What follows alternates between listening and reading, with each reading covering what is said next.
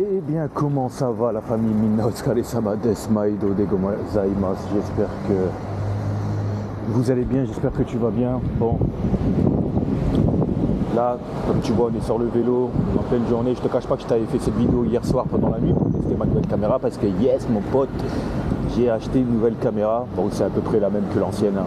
C'est juste une génération plus récente, on va dire. Bon, je te fais une petite vidéo rétrospection, c'est comme ça vous dites, rétrospection. Mais avant ça, je devais te faire une petite update par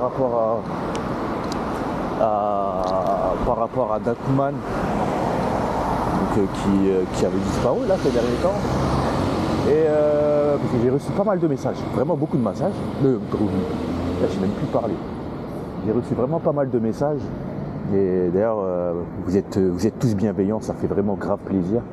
Et en fait, on a reçu, parce qu'on était un peu plusieurs sur l'investigation, on a reçu un message de la part de l'un de ses proches, qui n'est plus parlé, qui nous annonce qu'il va très bien et qu'il ne faut pas nous inquiéter, etc. Donc, il ne faut pas nous inquiéter, c'est facile à dire. Donc, écoutez, affaire à suivre. Oui, il va bien là, après c'est peut-être de l'ordre du personnel, mais en tout cas la bonne nouvelle c'est qu'il va bien et que tu vois, il n'y a pas de. Tu vois. Donc on verra par la suite ce qu'il en est, mais pour le moment il a l'air de bien aller et donc ça c'est une bonne nouvelle. Deuxièmement, update par rapport à vos reins, j'ai fait un check-up de mes reins là, comme je vous avais dit la dernière fois, et puis RAS, pas de problème, juste un petit peu déshydraté ce jour-là, le jour où j'ai fait mon test, dû en fait à, c'est parce qu'en fait je venais de me réveiller, j'avais pas forcément mangé, j'avais directement été faire ce test de rein là.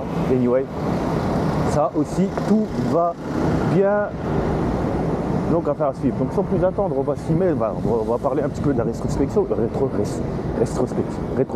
Donc comme vous savez, ça fait exactement 5 ans que je suis au Japon là, ça fait depuis, je suis arrivé le 19 octobre 2018. 19 septembre 2018. Et bah écoutez, comme on dit, jusqu'ici tout va bien, hein, des hauts, des bas, etc. Tu sais, vous savez, les problèmes de santé, des bricoles par-ci par-là, mais dans l'ensemble, vraiment, c'est vraiment un voyage passionnant. Ça fait que 5 ans. Moi, certains diront ouais, ça fait déjà 5 ans, c'est beaucoup. Moi je te dirais que non, ça fait que 5 ans, j'ai encore vraiment beaucoup à apprendre. Il y a pas mal de vent là. Ça fait que 5 ans que je suis là, il y a énormément de choses auxquelles je dois encore apprendre, notamment par rapport à la langue, aux mœurs de la culture japonaise. Il y a énormément de choses que je ne sais pas, que je ne connais pas, et c'est pour ça en fait qu'on est là pour apprendre. En général, un voyage comme ça, c'est pas des voyages de court terme, hein. C'est vraiment des voyages très très long terme, ça prend énormément de temps. Moi j'ai toujours dit il faut minimum 10 ans pour s'accaparer la culture vraiment correctement dans tous les sens du terme, donc au niveau de la culture, au niveau professionnel, etc. Alors moi ça fait 5 ans, j'en suis à la moitié. Après en termes de japonais, bon ben voilà, en termes de japonais, moi, vous savez, j'ai jamais pris un cours, jamais été à l'école ou quoi que ce soit, j'ai toujours appris par moi-même, parce que c'est la méthode qui me correspond le mieux. Après, j'ai peut-être un don, hein, j'en sais rien, mais bon, on m'a souvent dit là, moi j'en suis rendu compte vers les 30 piges là, que j'ai des facilités à apprendre, en fait, j'apprends relativement facilement. Bien sûr, dès que j'arrive à, comment ça s'appelle, il y a toujours un moment où tu vas devoir fournir un effort un peu plus conséquent pour un minimum d'acquis, tu sais. Ça c'est pour tout le monde pareil. Mais moi ce point-là il arrive relativement assez élevé. Du coup, et puis aussi surtout comme j'aime énormément la langue, etc. Je remarque pas que je struggle en fait avec la langue, bien que ça m'arrive quand même d'avoir des difficultés par moment. Et ça c'est normal, j'ai envie de te dire. Et même avec tout le temps, ma passion envers le japonais, elle a diminué, elle a pas complètement arrêté bien sûr, mais elle a diminué. Je suis plus aussi assidu qu'à mes débuts par exemple. Et c'est normal, c'est une espèce de routine qui se met en place. Donc on est toujours, l'avantage c'est qu'on est toujours baigné dans la culture. Et moi avec le taf que je fais, ben voilà, je suis tout le temps en mode japonais. Je suis tout le temps en mode japonais en fait, j'ai pas le choix en fait. Donc au final, même les jours où je pense que je m'améliore pas, et ben je m'améliore en fait au final. Voilà pour la langue. Après au niveau professionnel, comme vous savez, moi je travaille pour une entreprise de livraison, la plus grosse entreprise de livraison mondiale peut-être, non? Je sais pas. Et écoutez, moi ça a l'air un petit peu instable pour certaines personnes, etc. Pour moi ça me va très bien. Pourquoi? Parce que je suis à mon compte déjà. Je gagne beaucoup mieux ma vie qu'en France. Alors qu'en France j'étais dans une grande entreprise ferroviaire française, la plus grande si je dirais. Le mec qui veut pas dire les langues. Il est heureux lui. Et en fait, je gagne mieux ma vie, je suis plus tranquille, j'ai moins de stress, etc. là. Et tu vois, et malgré que j'ai pas ma forme à 100%, je peux travailler comme je veux, etc. J'ai aucun problème ça. Donc ça me va très bien. Après, on verra. Moi, j'avais dit d'ici 2024, je changerai peut-être là. Donc moi, je me prends pas trop non plus la tête, je m'inquiète pas non plus. Vous savez, j'ai reçu pas mal de messages des gens qui s'inquiètent. Ouais, j'ai tel diplôme, j'ai ça, j'ai ci, j'ai ça. Qu'est-ce que si je viens, combien je vais gagner? Moi, je te dirais, dans un premier temps, si tu veux venir au Japon, viens, que peu importe le diplôme que tu as, même si tu n'as pas de diplôme, en fait. Si tu es là au bon moment, au bon endroit, tu rencontres les bonnes personnes au bon moment, mais si tu n'as pas de diplôme, tu peux t'en sortir. Je te parle pour ceux qui viennent en working holiday. Hein. Ceux qui viennent en touriste, c'est la base, là. Mais tranquille, tu as encore moins à réfléchir, tu viens et tu la fermes, là, dans le fond, là. Mais si les gens qui se posent des questions par rapport à l'installation ici au Japon, il n'y a pas besoin de réfléchir tout l'eau. Juste, tu prends ton sac, tu fais tes affaires et tu pars, tu vois. Après, c'est vrai que c'est pas évident de tout quitter, tout lâcher comme ça, de quitter sa propre culture pour une autre. On envie surtout les gens qui font ça. Moi, je me souviens quand j'étais en France et que j'étais rentré du Canada, donc j'avais fait un working holiday, comme tu sais, au Canada en 2015. Eh bien, j'ai pas mal de collègues qui me disaient, ouais, toi t'es un fou, moi je pourrais faire ça et tout. Je me dis, mec, c'est qui le fou dans l'histoire? C'est moi ou toi? C'est moi qui, c'est toi, c'est moi, enfin, c'est qui le fou dans l'histoire? C'est celui qui a son crédit, son petit chien, sa petite voiture, sa maison, qui vit sa routine et qui va au travail à reculons? Ou moi qui vis ma vie, etc. Bon, c'est sûr, j'ai peut-être pas forcément d'enfants, mais même si t'as des enfants, il n'y a même pas d'excuse. Je connais des gens qui ont des enfants qui partent, tu vois, qui se battent, tu vois. Après c'est les goûts et les couleurs, c'est toujours pareil, tu vois. Si t'aimes un petit goût pour l'aventure. Moi c'était avant j'étais un casanier, moi j'aimais pas bouger, tu vois. Et puis du jour au lendemain, ting ting, tu vois. Et donc voilou, tu vois, voilou un petit peu cette petite rétrospective par rapport à mes 5 années ici. Après il m'est arrivé des choses merveilleuses, hein. Bien sûr, il m'est arrivé aussi des choses un petit peu plus merdiques, mais on sait comment ça s'appelle. D'ailleurs, on se focalise souvent sur les choses les plus merdiques en général, mais dans l'ensemble, j'ai passé plus de bons moments que de... Qu'est-ce que c'est que ça? Ah, c'est le vendeur de Yaikimo. Les patates douces.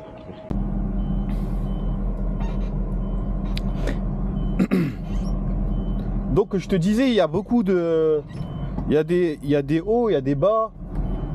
Et c'est vrai qu'on se focalise beaucoup sur les bas en général, hein, ça c'est humain. Mais j'ai vécu beaucoup plus de moments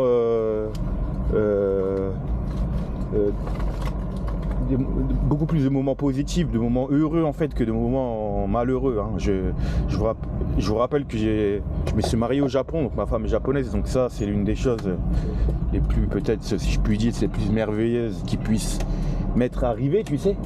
Après c'est sûr il y a les soucis de santé, mais je vous dis, hein, j'ai rencontré des personnes, si j'avais pas fait ce voyage là, oh là, je serais bon c'est tout, j'en aurais pas été conscient là, comme on dit, c'est le mektoub, c'est comme ça qu'on dit, c'est le mektoub.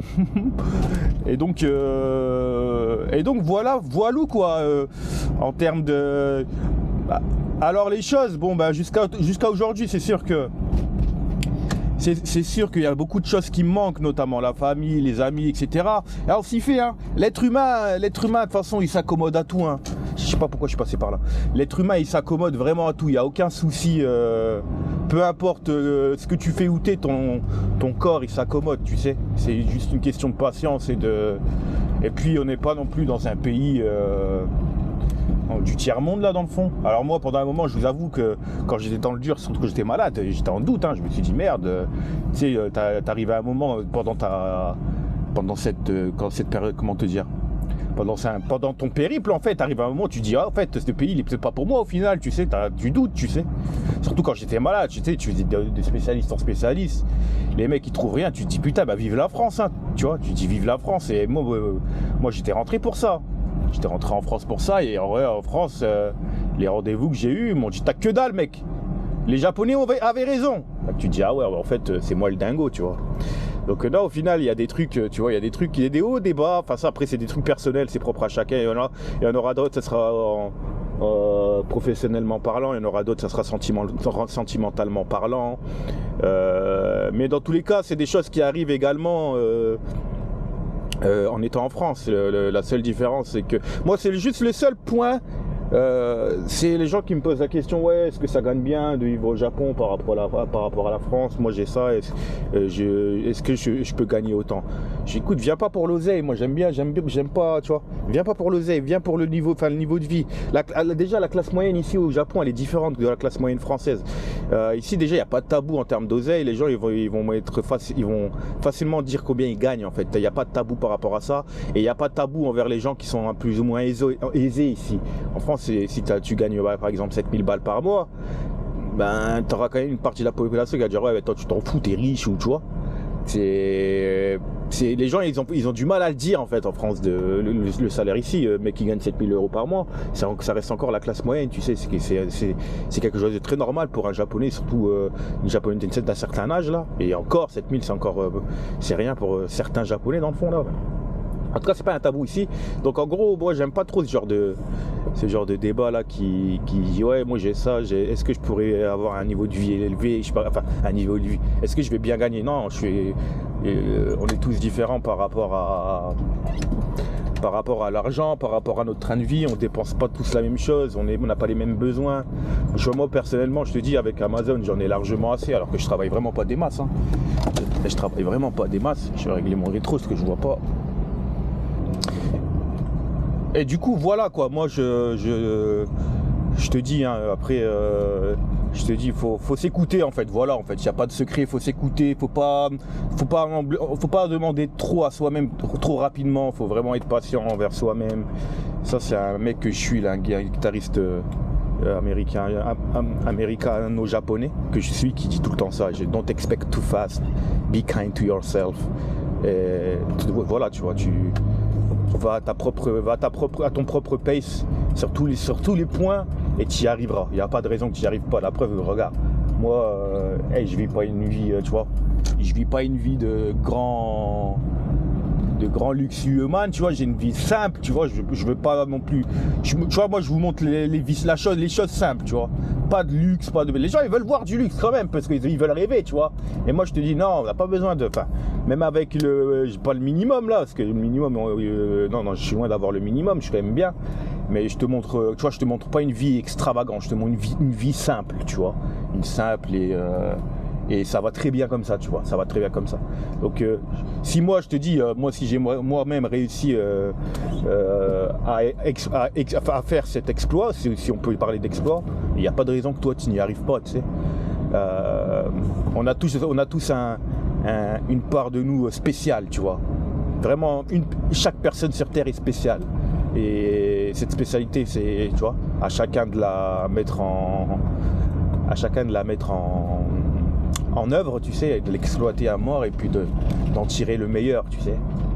Et puis c'est ça, tu vois. Moi j'ai toujours regretté un petit peu d'être polyvalent, entre guillemets. Polyvalent c'est bien, tu touches à tout, tu vois, tu fais ce que tu veux, tu touches à tout, t'es curieux, ça c'est bien. Mais dans un autre sens, le fait que moi quand j'étais petit on me disait souvent ouais tu peux faire genre une seule chose, mais si tu fais une seule chose, concentre-toi sur la même chose sur plusieurs années, tout le temps. Et si tu fais ça mon pote, bah tu deviens en fait tu deviens un senpai sur la spécialité sur laquelle tu vois, un senpai, vraiment un dai senpai là, tu vois. Mais c'est très correct, il n'y a pas de profil Il n'y a pas de profil genre idéal ou quoi que ce soit là. Enfin en tout cas, je vais pas faire trop long, je t'avoue que je t'avais fait cette vidéo là au préalable hier là, j'étais en vélo, il faisait nuit en plus. Mais la vidéo elle durait vraiment trop longtemps, elle durait presque plus de 30 minutes.